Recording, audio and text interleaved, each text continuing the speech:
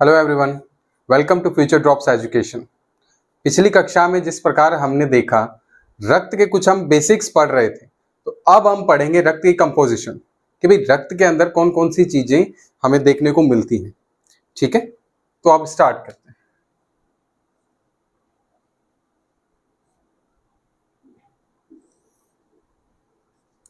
अब देखिए, रक्त के अंदर क्या होता है। रक्त दो भागों में बंटा हुआ है।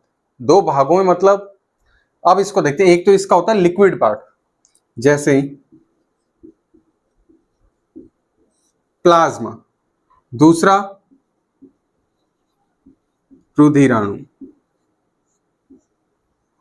पिछली कक्षा में हमने देखा, बेसिक में हमने पहला पॉइंट हमने क्या किया था, वो किया था कि रक्त एक कोलाइडी नेचर का होता है, वो प्राकृतिक ही कोलाइड होता है। तो अब कोलाइड को हम यहां से समझेंगे कि कोलाइड किस प्रकार होता है कि जिस प्रकार हमें चाय बनाने में सिर्फ पानी या दूध की आवश्यकता नहीं होती, उसमें चाय पत्ती भी डलती है, उसमें चीनी भी डलती है और भी अदरक वगैरह हम डालकर उसको तैयार करते हैं।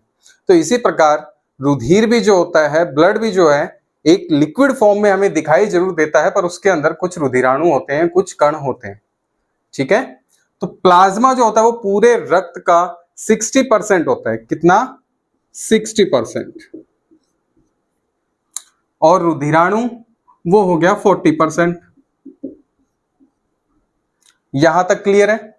इसके बाद प्लाज्मा में दो प्रकार के प्रोटीन पाए जाते हैं।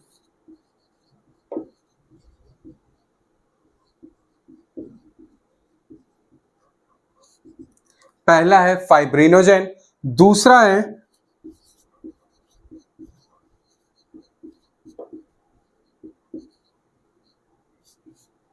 प्रोथ्रोम्बिन। एक बार फिर से सुनिए, प्लाज्मा में दो प्रकार के प्रोटीन पाए जाते हैं। पहला है फाइब्रिनोजेन और दूसरा है प्रोथ्रोम्बिन। यहीं अगर उसमें रुधिराणु की बात करें तो इसमें तीन प्रकार के कण, तीन प्रकार के रुधिराणु पाए जाते हैं।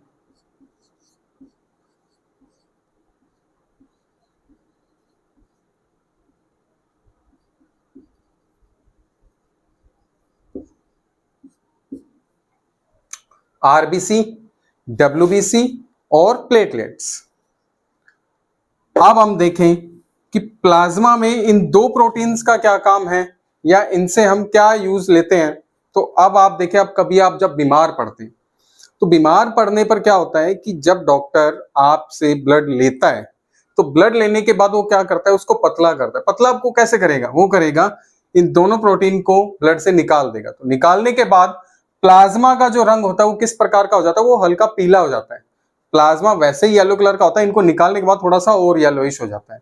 ठीक है, तो इनको निकालने के बाद क्या होगा, रुधिर का जो रंग होगा वो येलोइश कलर का हो जाएगा। अब इसके बाद आप जब ब्लड देते हो, उसके बाद जब ब्लड में जांच होती है तो वो होती है सीरम की।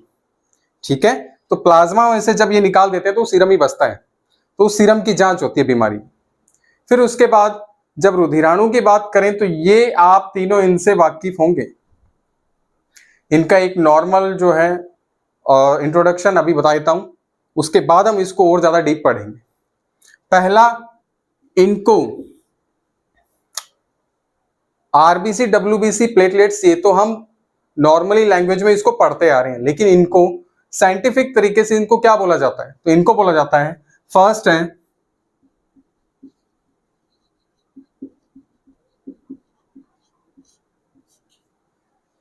आरबीसी को कहा जाता है एरिथ्रोसाइट, डब्ल्यूबीसी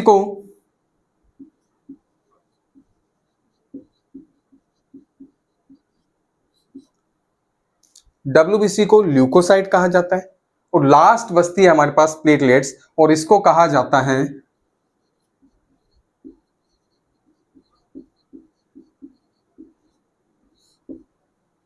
थ्रोम्बोसाइट। यहां तक क्लियर है? एक बार मैं इसे फिर से रिवाइज कर देता हूं। तो रक्त के हम जो है कंपोजिशन पढ़ रहे थे, तो इसमें हमने देखा कि रक्त के अंदर हमें दो चीजें देखने को मिलती है। एक मिलती है प्लाज्मा और दूसरा है रुधिराणु। प्लाज्मा के अंदर हमें दो प्रोटीन मिलते हैं जिनका क्या नाम है, फाइब्रिनोजेन और प्रोथ्रोम्बिन। अब प्लाज्मा जो होता है पूरे ब्लड का 60% होता है, और यही रुधिराणु जो होगा वो ब्लड का 40% होगा। अब जब बीमारी की जांच की जाती है तो वो की जाती है सीरम से, और इन दोनों प्रोटीन को निकालकर प्लाज्मा की जांच होती है। फिर रुधिराणु 3 तरह के होते हैं, एक होता है आरबीसी, दूसरा होता है डब्ल्यूबीसी, तीसरा होता है प्लेटलेट्स। इनको साइंटिफिकली बोला जाता है एरिथ्रोसाइट, ल्यूकोसाइट और थ्रोम्बोसाइट। ठीक है, अब आरबीसी हमारे पूरे ब्लड में कितनी होती है तो वो भी हम देख लेते हैं। अच्छा, ये भी है कि आरबीसी जो है पूरे ब्लड में सबसे ज्यादा पार्ट रखती है रुधिराणु के अंदर। जैसे कई बार परीक्षाओं में ये पूछा गया है कि रुधिर में सबसे ज्यादा जो है, रुधिराणुओं में सबसे ज्यादा संख्या किसकी होती है, तो कई बार बच्चे जो है प्लाज्मा भी कराते हैं, क्योंकि प्लाज्मा 60% रख रही है, पर प्लाज्मा मैटर ही अलग हो गया, रुधिराणु की बात हो रही है, तो इसमें आरबीसी सबसे ज्यादा होती है। तो वो कितनी होती है? 50 लाख। और कई बुक्स में आपको ये 5 मिलियन भी लिखी मिल जाएगी। ठीक है, तो एरिथ्रोसाइट हमारी आरबीसी ब्लड में कितनी होती है? वो होती है 50 लाख या 5 मिलियन भी इसे बोल सकते हैं हम। अब इसके बाद डब्ल्यूबीसी हमारे पास कितनी होती है? तो वो होती है 10,000। ठीक है, तो डब्ल्यूबीसी हमारे पास कितनी होती है हमारे ब्लड में? 10,000। और यही प्लेटलेट्स की बात करें तो ये होती है अप्रोक्स 2 लाख, 1.5 लाख से 3 लाख के बीच में होती है, तो मैंने यहां एक 2 लाख। ठीक है, तो यहां तक में भी आपको समझ आ चुका होगा। अब आरबीसी अगर सबसे ज्यादा रहती है हमारे ब्लड में तो ये हमारे ब्लड का 95% हिस्सा कवर करती है ये। ठीक है, और अगर मैं इसके जीवन काल की बात करूं तो वो होता है 120 दिन।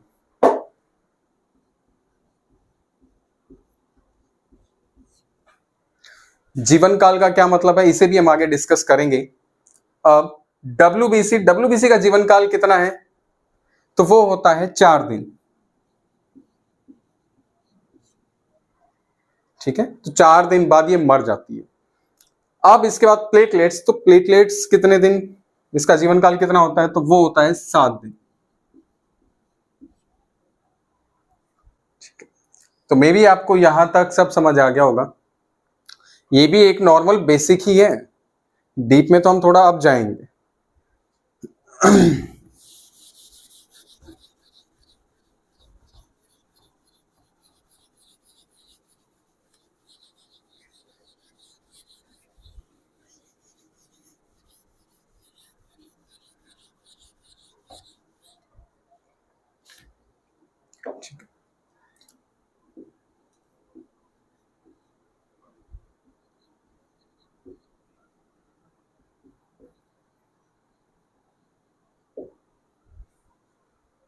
ठीक है, तो अभी तक हमने बेसिक में क्या पढ़ा कि हमने इसके जीवन काल पढ़ा, हमने इसका साइंटिफिक नेम पढ़ा।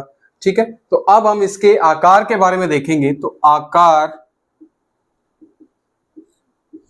इनका आकार किस प्रकार का होता है? तो आरबीसी का जो आकार होता है वो होता है गोल। किस प्रकार होता है? गोल। ये गोल तो होती है पर बीच में से चपटी होती है। यही डब्ल्यूबीसी की अगर बात करें तो ये किस प्रकार होती है? ये होती है अनिश्चित। इनका कोई फिक्स शेप नहीं होती इनकी।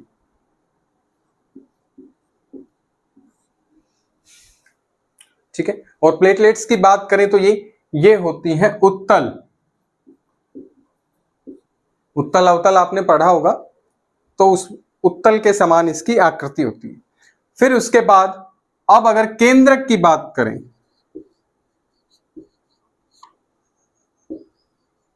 तो क्या आरबीसी में केंद्रक होता है? अच्छा, इससे संबंधित प्रश्न भी बहुत बार बनते हैं, बहुत बार पूछा जाता है कि डब्ल्यूबीसी की आकृति किस प्रकार की होती है? तो अनिश्चित होती है, कोई फिक्स नहीं होती। प्लेटलेट्स का पूछा जाता है तो बहुत बार बच्चे इसको गोल कराते हैं, पर ये गोल नहीं होती, ये उत्तल होती है।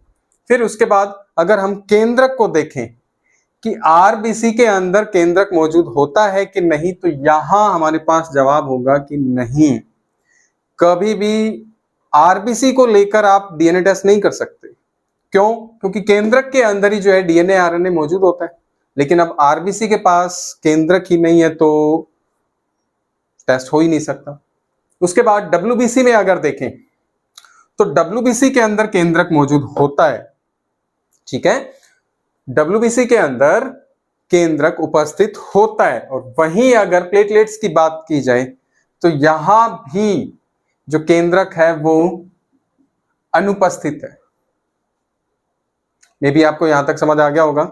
एक बार फिर से रिपीट कर देता हूं कि हम पहले आकार देख रहे थे कि आरबीसी का आकार किस तरह होता है, तो वो होता है गोल, गोल मतलब गोल शेप होती है और बीच में से चपटा हुआ होता है।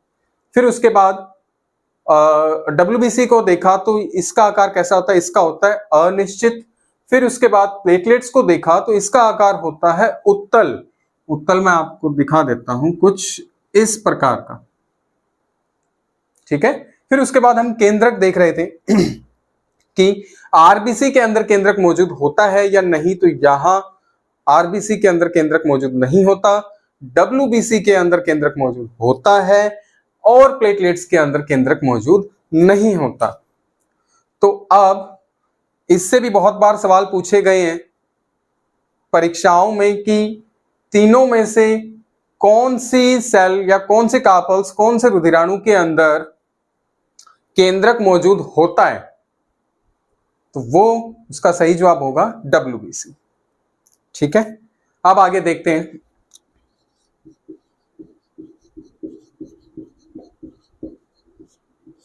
लाइसोसोम। तो लाइसोसोम क्या काम करता है? लाइसोसोम भक्षण का काम करता है, खाने का काम करता है।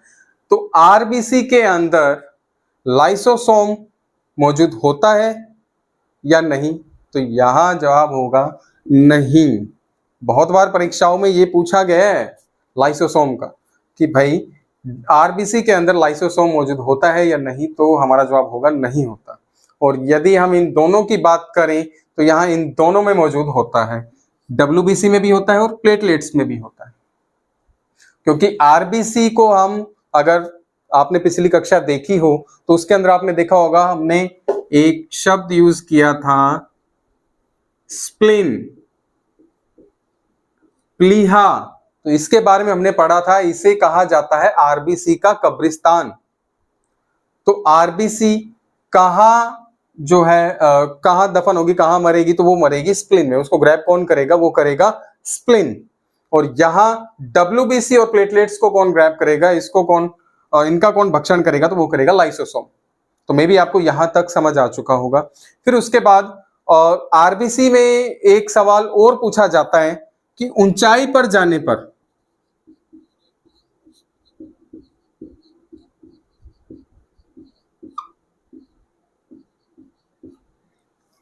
ऊंचाई पर जाने पर, जैसे जैसे आप ऊंचाई पर जाओगे वैसे वैसे आरबीसी का आकार भी बढ़ता जाएगा। क्या कहा मैंने कहा कि जैसे जैसे आप ऊंचाई की तरफ जाते जाओगे वैसे वैसे आरबीसी का आकार भी बढ़ता जाएगा और इसके ऑक्सीजन डिसॉल्व करने की जो क्षमता है वो कम होती जाएगी। तो परीक्षाओं में बहुत बार यह भी पूछा गया है कि ऊंचाई पे जाने पर किस रुधिराणु का जो है आकार बढ़ जाता है, आकार में वृद्धि होती है, तो वो होती है आरबीसी। डब्ल्यूबीसी प्लेटलेट्स पे इसका कोई प्रभाव नहीं पड़ता। फिर उसके बाद आरबीसी की कमी से क्या होता है? तो आरबीसी की कमी से होता है एनीमिया। तो बहुत बार आपने एनीमिया का नाम सुना होगा। एनीमिया क्या होती है कि रुधिर की कमी, इस बीमारी का नाम है रुधिर की कमी, ठीक है। तो वो किस कारण होती है? वो होती है आरबीसी के कारण, ठीक। तो आरबीसी के लिए इतना सफिशिएंट है। और अब इसके बाद डब्ल्यूबीसी पढ़ते हैं। तो डब्ल्यूबीसी को आप पढ़ते आ रहे हो, इसको सोल्जर सेल भी बोला जाता है। तो ये करती क्या है? रोगों से रक्षा करती है। क्या करती है? रोगों से रक्षा करती है ये हमारी। तो डब्ल्यूबीसी जो होती है वो कुल 5 प्रकार की होती है। तो यहां हम 3 प्रकार पढ़ेंगे जो मेन है, जो काम में आते रहते हैं, जो एग्जाम में भी बहुत बार पूछे जाते हैं। तो इसमें पहला प्रकार है इसका एंटीबॉडी, ठीक है। तो इसका पहला प्रकार क्या है? एंटीबॉडी। दूसरा प्रकार है इसका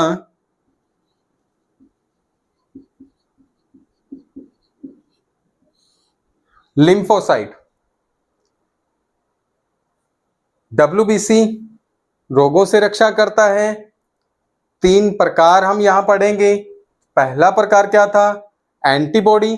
दूसरा प्रकार हो जाएगा लिम्फोसाइट और तीसरा हो जाएगा मोनोसाइट, जिससे जो क्या करता है, इसमें भक्षण का कार्य करता है। और लिम्फोसाइट जो होती है वो टी सेल होती है, टी आकार की सेल होती है। ठीक है, तो यहां तक में भी आपको समझ आ गया होगा। अब आप देखिए कि बहुत बार आप जब बीमार पड़ते हो तो बीमार पड़ने पर क्या होता है कि ये 3 ही जो है काम करते हैं, 3 ही जो ये प्रकार है ये काम करते हैं। तो किस प्रकार? पहचानने का जो काम है, रोग को, वायरस बैक्टीरिया जो भी बॉडी के अंदर एंटर हुआ है तो उसको पहचानने का काम किसका है? वो है एंटीबॉडी का। और उससे लड़ने का, उसे मारने का काम किसका है? वो है लिम्फोसाइट, टी सेल का। और अब वो मर चुका है तो उस मरे हुए को खाकर खत्म करने का काम किसका है? वो है मोनोसाइट। ठीक है, समझ आया? एक बार फिर से बता देता हूं कि ये जो 3 प्रकार मैंने लिखे हैं ये WBC के प्रकार हैं। इसमें एंटीबॉडी क्या काम करता है? किसी भी रोगाणु को, किसी भी कीटाणु को पहचानने का काम करता है।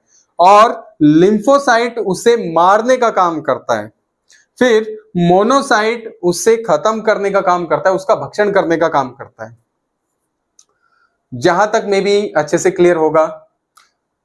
अब इसके बाद प्लेटलेट्स को देखें तो प्लेटलेट्स के अंदर क्या चीजें होती है? प्लेटलेट्स, एक तो इसकी संख्या थी 2 लाख तक होती है। फिर उसके बाद इसका जो आकार है वो कैसा होता है? उत्तल होता है। इसमें केंद्रक अनुपस्थित होता है और इसमें लाइसोसोम उपस्थित होता है।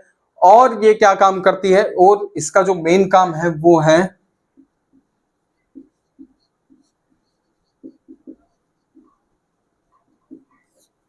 रुधिर का थक्का जमाना।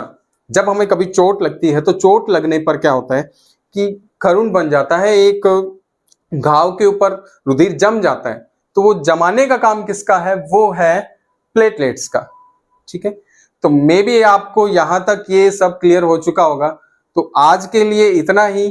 अगली वीडियो में हम देखेंगे ब्लड ग्रुपिंग के बारे में। धन्यवाद।